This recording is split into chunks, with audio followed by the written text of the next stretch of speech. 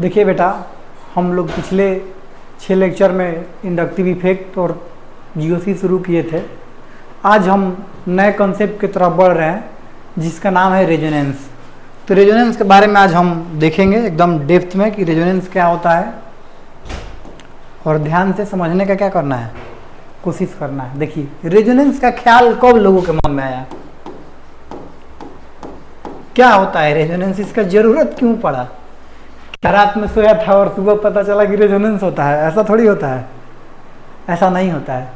Resonance का ख्याल लोगों के दिमाग में कैसे आया कि रेजोनेंस भी होना चाहिए? देखिए, सबसे पहले आप इस स्ट्रक्चर को देखिए। इस स्ट्रक्चर को देख रहे हैं आप, देखिए इस स्ट्रक्चर को, इस स्ट्रक्चर को आप देख रहे हैं तो यहाँ पर दो टाइप का बॉन्डिंग दिख रहा होगा, दो टाइप के कार्बन कार्बन के बीच बॉन्डिंग दिख रहा होगा। देखिए, ये कार्बन कार्बन बॉन्ड है। देखिए, ये जो हमारा पिंक वाला है, ये जो हमारा पिंक वाला कार्बन कार्बन है, ये C डबल बॉन्ड C है। और ये जो हमारा पिंक और ग्रीन वाला है, ये C सिंगल बॉन्ड C है। इस स्ट्रक्चर को जब आप प्लेन पर देख रहे हैं, इस स्ट्रक्चर को जब आप प्लेन पर देख रहे हैं तो इसमें कितने टाइप का बॉन्डिंग आ रहा है? दो टाइप का बॉन्डिंग आ रहा है, एक C डबल बॉन्ड C और एक C सिंगल बॉन्ड C। इसका मतलब है कि इसमें दो टाइप का बॉन्ड लेंथ होना चाहिए। इसका मतलब है कि जब इसमें दो टाइप का बॉन्डिंग है तो इसमें कितने टाइप का बॉन्ड लेंथ होना चाहिए? दो टाइप का बॉन्ड लेंथ होना चाहिए।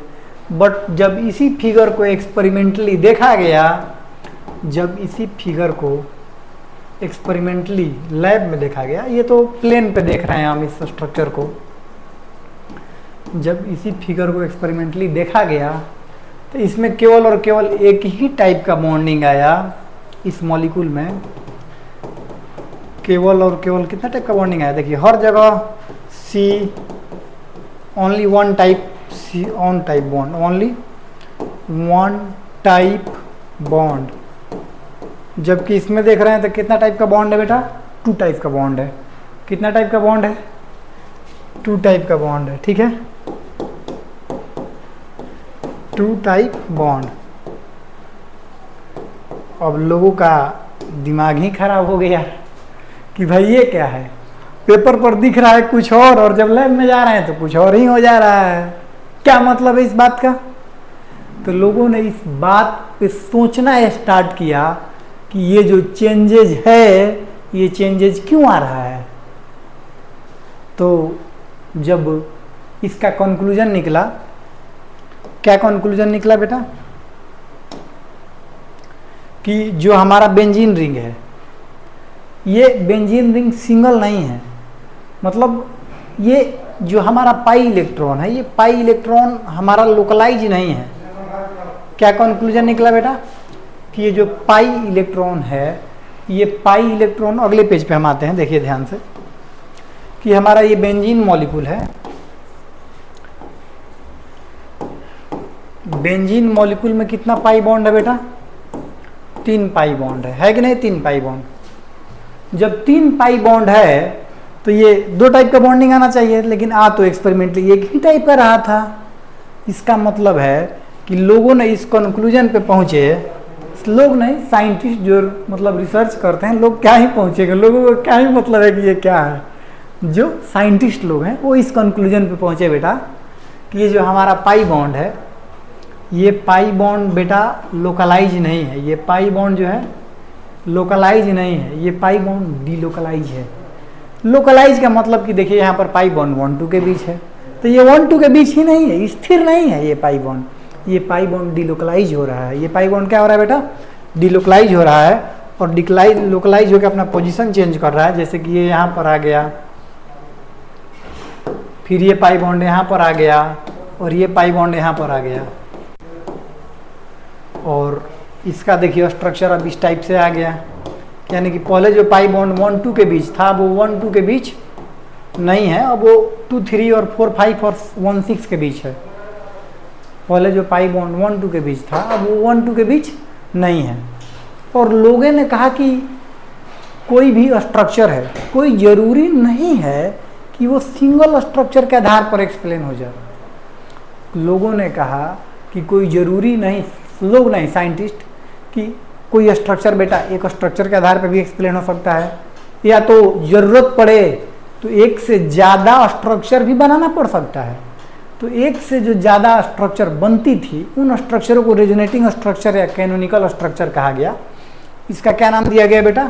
Resonating structure. एक से जो ज़्यादा स्ट्रक्चर बन रहा है इसको क्या कहा गया? रेजोनेटिंग स्ट्रक्चर कहा गया। शॉर्ट में इसको क्या बोल देंगे? RS2 बोल देंगे, या इसी को कहीं कहीं किताब में लिखा रहता है कैनोनिकल स्ट्रक्चर। क्या लिखा रहेगा बेटा? Canonical structure. क्लियर है? यानी कि एक से ज़्यादा स्ट्रक्चर हमको बनाने का क्या पड़ा बेटा? ज़रूरत पड़ा। क्लियर है बेटा? बोलिए। और कहा गया कि ये जो हमारा रेजोनेटिंग स्ट्रक्चर है ये रियल स्ट्रक्चर नहीं है, ये रियल स्ट्रक्चर नहीं है। ये कैसा स्ट्रक्चर है बेटा? हाइपोथेटिकल स्ट्रक्चर है। कैसा स्ट्रक्चर है? हाइपोथेटिकल। और फाइनली क्या कहा गया? जितना भी रेजोनेटिंग स्ट्रक्चर है सब का सब क्या है बेटा? हाइपोथेटिकल है। कैसा स्ट्रक्चर है बेटा? हाइपोथेटिकल। और फाइनली इस कंक्लूजन पर हम पहुँचे कि जो रियल स्ट्रक्चर होता है सारे हाइपोथेटिकल स्ट्रक्चर का कंट्रीब्यूशन होता है। जो रियल स्ट्रक्चर होता है उस सारे हाइपोथेटिकल स्ट्रक्चर का कंट्रीब्यूशन होता है और उसका हम नाम देते हैं रेजोनेंस हाइब्रिड। यानी कि देखिए अब मतलब ये RS1 था और ये क्या है बेटा? RS2 है। इन दोनों को मिला के हम एक नया स्ट्रक्चर बना रहे हैं। इन दोनों को मिला के हम क्या नया बना रहे हैं बेटा? एक नया स्ट्रक्चर। देखिए 1 2 3 4 5 6। स्ट्रक्चर 1 में देखिए पाई बॉन्ड कहाँ कहाँ पे है बेटा?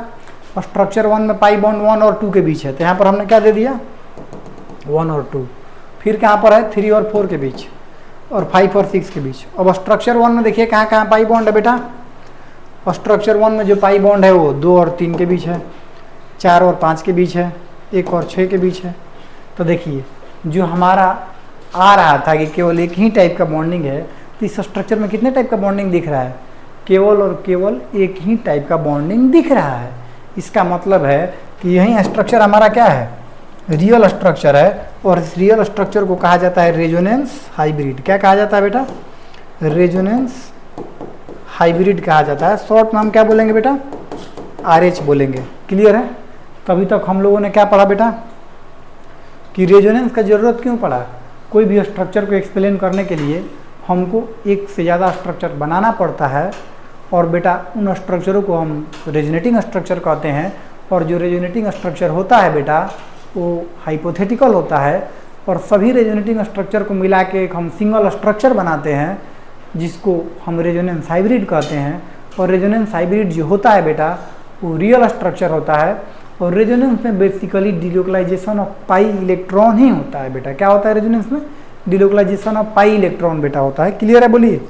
तो हम इसको अब फिर लैंग्वेज में क्या करेंगे? लिखते हैं।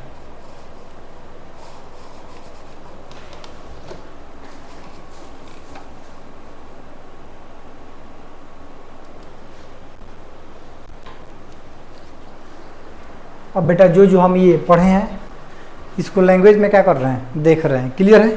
बोलिए।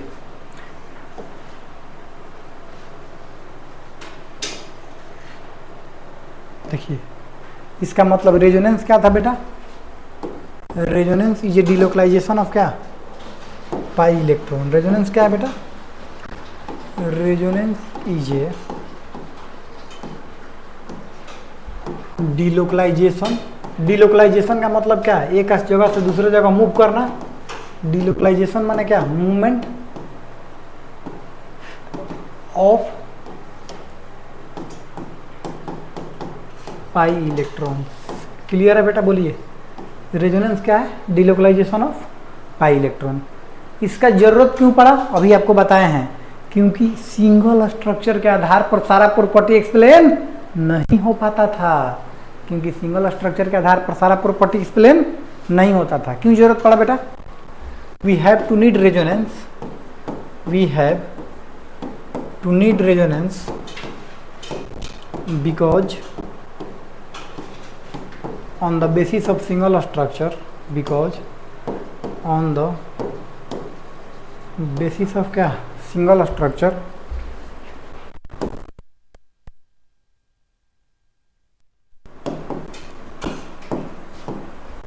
We can't explain all properties, सारे प्रॉपर्टीज को, प्रॉपर्टीज में क्या क्या आ जाएगा, लाइक बॉन्ड लेंथ, प्रॉपर्टीज में क्या क्या आ जाएगा बेटा, बॉन्ड लेंथ, कॉमा क्या, बॉन्ड एनर्जी, हम ये सब एक्सप्लेन नहीं कर पाते थे। So we have to need draw the क्या, मोर देन वन स्ट्रक्चर, इसलिए हमको एक से ज़्यादा स्ट्रक्चर ड्रॉ करने का क्या पड़ा, जरूरत पड़ा। ठीक है बेटा, so we have to need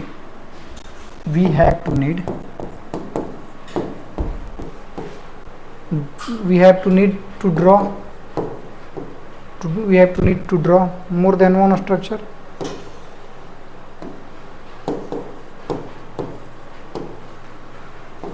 more than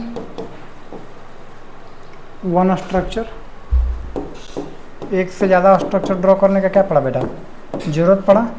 and these structure are called क्या, दीज स्ट्रक्चर आर कॉल्ड, इन स्ट्रक्चरों को क्या कहा गया बेटा, रेजोनेंस हाइब्रिड कहा गया। क्या कहा गया बेटा, रेजोनेटिंग स्ट्रक्चर, रेजोनेटिंग स्ट्रक्चर, या इसी को क्या कहा जाता है, कैनोनिकल स्ट्रक्चर, रेजोनेटिंग या कैनोनिकल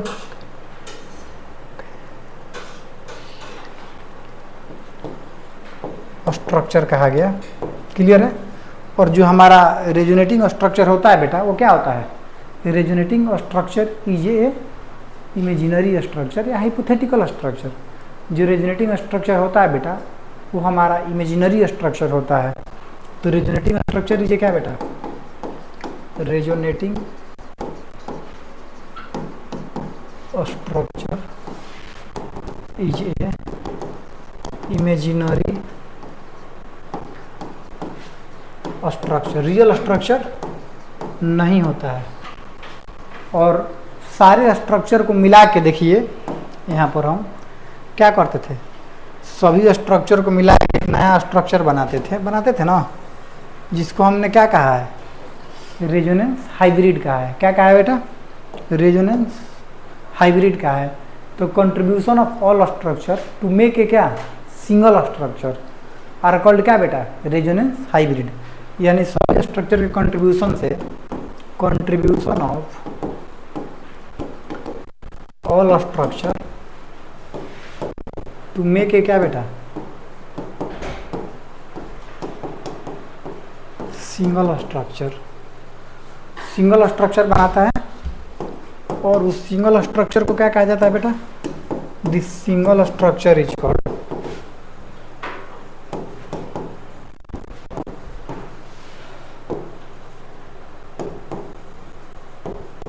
रेजोनेंस हाइब्रिड। इस सिंगल स्ट्रक्चर को क्या कहा जाता है बेटा, रेजोनेंस हाइब्रिड। और जो रेजोनेंस हाइब्रिड होता है बेटा, वो रियल स्ट्रक्चर होता है। रेजोनेंस हाइब्रिड इज क्या, रियल स्ट्रक्चर। क्लियर है बेटा, बोलिए, that is resonance hybrid is क्या बेटा, hybrid is a real structure. Clear है बेटा, बोलिए। एक बार यहाँ से कैरेक्टरिस्टिक इसका देखिए, फिर हम आगे बात करते हैं। देखिए सब लोग,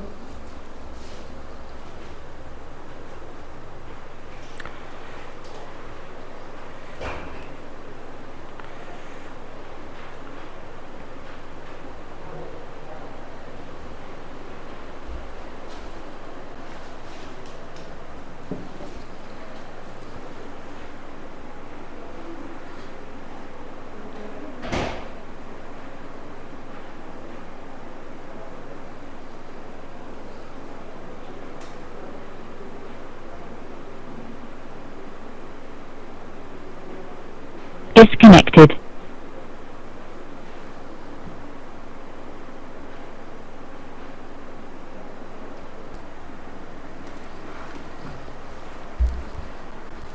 देखिए हम यहाँ तक देखे हैं बेटा। इसमें एक और बात बहुत इम्पोर्टेंट है कि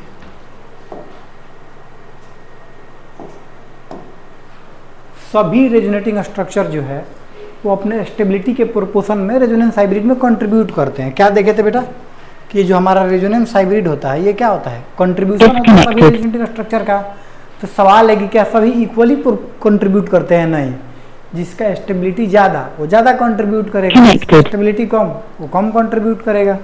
क्लियर है बेटा? बोलो। तो बात हमारा ध्यान से क्या करिए, सुनिए।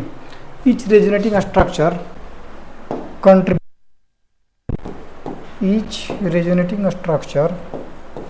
contribute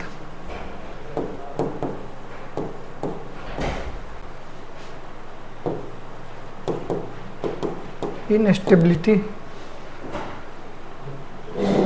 contribute on the basis of their stability, on the proportion of their stability, on the basis of their stability। जिसका स्टेबिलिटी ज़्यादा हो ज़्यादा कंट्रीब्यूट करेगा, बेसिस ऑफ देयर स्टेबिलिटी। यानी जो कंट्रीब्यूशन है, कंट्रीब्यूशन प्रोपोर्शन वो डायरेक्टली प्रोपोर्शनल टू क्या है, stability of resonating structure. Stability of क्या बेटा, रेजोनेटिंग स्ट्रक्चर। यानी जिसका स्टेबिलिटी ज़्यादा है वो ज़्यादा कंट्रीब्यूट करेगा और जिसका स्टेबिलिटी कम है वो कम कंट्रीब्यूट करेगा। क्लियर है बेटा?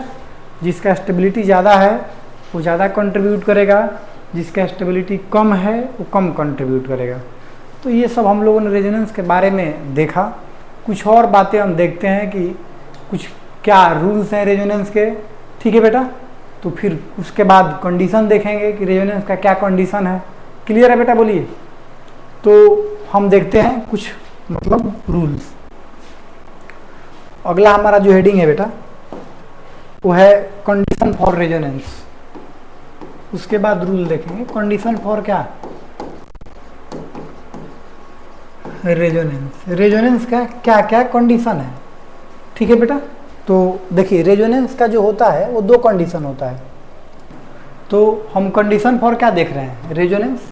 तो पहला कंडीशन है कि कंपाउंड मस्ट बी प्लेनर। जो रेजोनेंस कर रहा है वो क्या होना चाहिए, प्लेनर होना चाहिए। तो पहला कंडीशन क्या है बेटा, compound must be planar. Planar का मतलब क्या है कि जो रेजोनेंस में भाग ले रहा है उसका या तो sp हाइब्रिडाइजेशन हो या sp2 हाइब्रिडाइजेशन हो, या तो क्या हो बेटा sp या क्या sp2 हाइब्रिडाइज्ड हो। क्लियर है बेटा? बोलो। या तो sp हाइब्रिडाइज हो या क्या हाइब्रिडाइज हो, sp2 हाइब्रिडाइज हो। क्लियर है बेटा? बोलो। अगला कंडीशन है कि compound must be conjugated. Compound must be conjugated. Compound क्या होना चाहिए बेटा, मस्ट बी कंजुगेटेड होना चाहिए। सवाल है कि सर कंजुगेशन का मतलब क्या होता है, what do you mean by conjugation. जैसे कि प्लेनर का मतलब क्या कि या तो sp या तो sp2 हाइब्रिडाइजेशन हो। प्लेनर का मतलब क्या बेटा, या तो sp हो या तो sp2 हाइब्रिडाइजेशन हो। उसी प्रकार से कंजुगेटेड का मतलब क्या है, कंजुगेटेड का मतलब है बेटा कि कम से कम 3 ऑर्बिटल्स पैरेलल होना चाहिए। कम से कम कितना ऑर्बिटल पैरेलल होना चाहिए, at least 3 orbital must be parallel. इसका मतलब बेटा हम समझेंगे जब रेजोनेटिंग स्ट्रक्चर कुछ देर बाद ड्रॉ करेंगे। इसका मतलब कब समझेंगे, रेजोनेटिंग स्ट्रक्चर। और आपके लेवल पे बात करें तो इसका मतलब है कि 6 टाइप का कंजुगेशन हम आपको पढ़ाने वाले हैं। कितना टाइप का कंजुगेशन पढ़ाने वाले हैं बेटा, आपको हम 6 टाइप का कंजुगेशन पढ़ाने वाले हैं। तो क्या क्या 6 टाइप्स का कंजुगेशन होता है हम आपको देखेंगे, बताएंगे। ऐसे बोल देते हैं एक बार कौन कौन 6 टाइप का कंजुगेशन है। पहला कि pi bond is conjugated with vacant p orbital या पॉजिटिव चार्ज। दूसरा pi bond is conjugated with lone pair या नेगेटिव चार्ज। तीसरा pi bond is conjugated with free radical. चौथा है बेटा pi bond is conjugated with pi bond.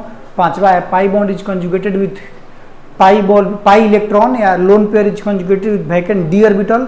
और छठा है बेटा pi bond is conjugated with या pi electron is conjugated with vacant p orbital. समय के साथ हम 6 टाइप का कंजुगेशन देखेंगे बेटा। अभी हम फिलहाल इस पे बेसिक इंट्रोडक्शन दिए हैं। आगे एक एक करके हम क्या करेंगे, देखने वाले हैं। ठीक है बेटा, तो आप इसको एक बार देख लीजिए।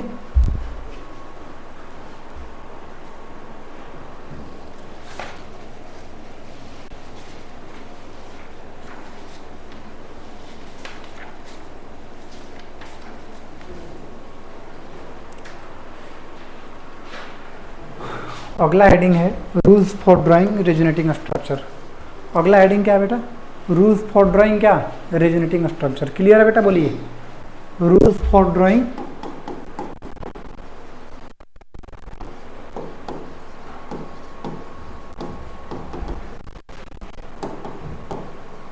Resonating structure. क्लियर बेटा, बोलिए। अब हम 4-5 रूल देखेंगे। पहला बात बेटा कि रेजोनेंस में टोटल चार्ज कंजर्व रहता है। रेजोनेटिंग स्ट्रक्चर में टोटल चार्ज क्या रहता है, total charge is conserved in all resonating structure. Total charge is conserved in क्या बेटा, ऑल रेजोनेटिंग स्ट्रक्चर। सारे रेजोनेटिंग स्ट्रक्चर में चार्ज कंजर्व रहता है। कहिए कि आप एग्जांपल समझाइए। आपको ड्रॉ करना सिखाएंगे, बस अभी चार्ज कंजर्वेशन बता रहे हैं, तो आप ध्यान से देखें। एग्जांपल देखिए, CH2 डबल बॉन्ड CH। देखिए ये कंजुगेटेड है। कंजुगेटेड का मतलब 1 सिग्मा बॉन्ड का गैप होना चाहिए। कंजुगेटेड का मतलब कितना का गैप बेटा, 1 सिग्मा बॉन्ड का। तो ये इसको दिया, ये बॉन्ड यहाँ पे खुला। कैसे खुलता है ये बात समय पे आपको बताया जाएगा, बस अभी चार्ज कंजर्वेशन देखिए। देखिए देने के बाद यहाँ पे प्लस है, यहाँ पे माइनस है। देखिए यहाँ पर भी नेट चार्ज 0 है, यहाँ पर भी नेट चार्ज क्या है 0, और यहाँ पर भी नेट चार्ज 0 है। तो पूछिए कि सर यहाँ पर नेट चार्ज 0 कैसे है। देखिए एक प्लस है और एक माइनस है, तो नेट चार्ज क्या हो गया 0। आपको 10 रुपये दिए और 10 रुपये छीन लिए आपसे, तो आपके पास कितना रुपया है 0 रुपये है। तो यहाँ पर भी नेट चार्ज क्या है 0 है। तो रेजोनेटिंग स्ट्रक्चर में नेट चार्ज जो होना चाहिए वो कंजर्व होना चाहिए। ये बात हमने आपको क्या किया है, बताया है। तो आप एक बार क्या करें, इसको देखें। ठीक है बेटा, एक बार देखिए फिर आगे बढ़ते हैं। सेकेंड रूल है, in resonating structure total number of paired and unpaired electron is क्या, सेम। सेकेंड रूल है बेटा कि in resonating structure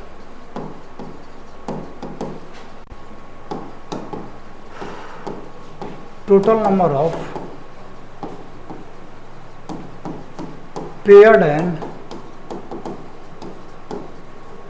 unpaired electron are क्या same. Total number of pair चाहिए बेटा, सेम रहना चाहिए। क्लियर है। जैसे कि हम इस प्रकार से नहीं बना सकते हैं इसका स्ट्रक्चर। देखिए ध्यान से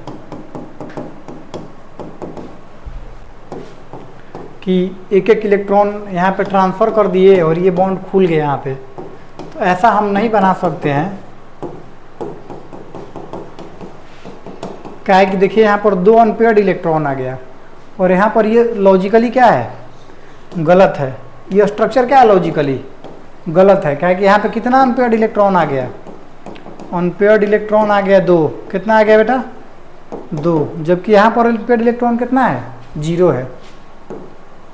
तो सभी रेजोनेटिंग स्ट्रक्चर में total number of unpaired electron क्या होना चाहिए, paired and unpaired electron same रहना चाहिए। रेजोनेटिंग स्ट्रक्चर का थर्ड रूल कहता है कि सेकेंड पीरियड के जो एलिमेंट हैं वो अपने ऑक्टेट का एक्सपेंशन नहीं करते हैं। थर्ड रूल क्या है बेटा, second period element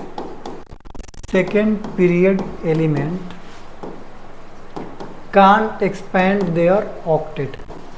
second period element अपना ऑक्टेट एक्सपैंड नहीं करते हैं। जैसे एग्जांपल देखिए बेटा, NH3 plus OH2 plus can't participate in resonance, can't participate in resonance।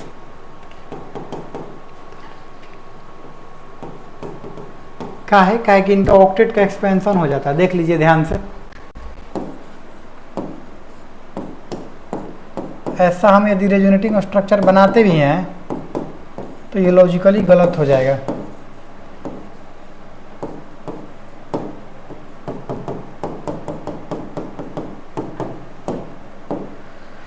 देखिए ये गलत है, पूछिए कि क्यों गलत है बेटा।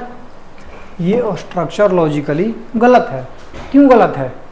क्योंकि यहाँ पर जो नाइट्रोजन है, यहाँ पर जो क्या है बेटा, नाइट्रोजन है, 5 बॉन्ड बना लिया है। 5 बॉन्ड माने 10 इलेक्ट्रॉन। 5 बॉन्ड माने कितना इलेक्ट्रॉन बेटा, 10 इलेक्ट्रॉन। इसका मतलब है कि सेकेंड पीरियड एलिमेंट अपने ऑक्टेट का एक्सपेंशन नहीं कर सकता है। क्लियर है, बोलिए।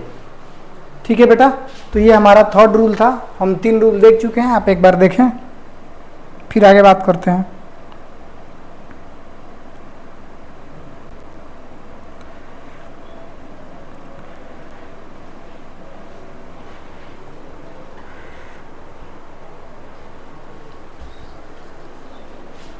और हमारा जो इसका लास्ट रूल है कि रेजोनेंस में केवल डिलोकलाइजेशन ऑफ पाई इलेक्ट्रॉन होता है, सिग्मा इलेक्ट्रॉन नहीं होता है।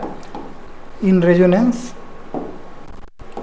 इन क्या बेटा, resonance only delocalisation of pi electron takes place. देखे भी थे ये पहले भी हम, डिलोकलाइजेशन ऑफ केवल और केवल क्या होता है बेटा, पाई इलेक्ट्रॉन होता है, सिग्मा इलेक्ट्रॉन नहीं होता है। क्लियर है बेटा, बोलिए। तो रेजोनेंस में केवल और केवल पाई इलेक्ट्रॉन का डिलोकलाइजेशन होता है, सिग्मा इलेक्ट्रॉन का नहीं होता है।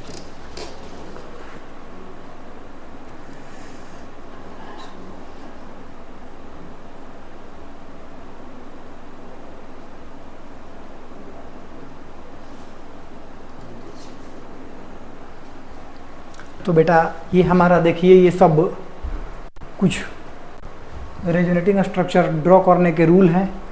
कितना रूल है बेटा, 4 रूल। टोटल चार्ज क्या होना चाहिए बताइए, कंजर्व होना चाहिए।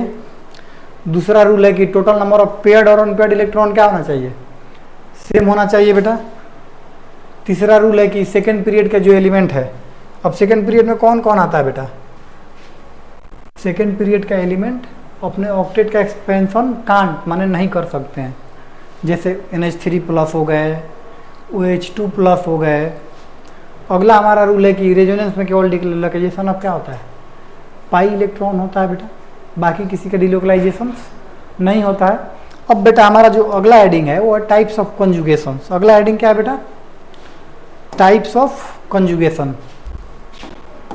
टाइप्स ऑफ कंजुगेशन, जिसमें हम रेजोनेटिंग स्ट्रक्चर ड्रॉ करना सीखेंगे। जिसमें हम क्या सीखेंगे बेटा, रेजोनेटिंग स्ट्रक्चर ड्रॉ करना। तो बेटा हम आज के लेक्चर में इतना ही करेंगे। बाय।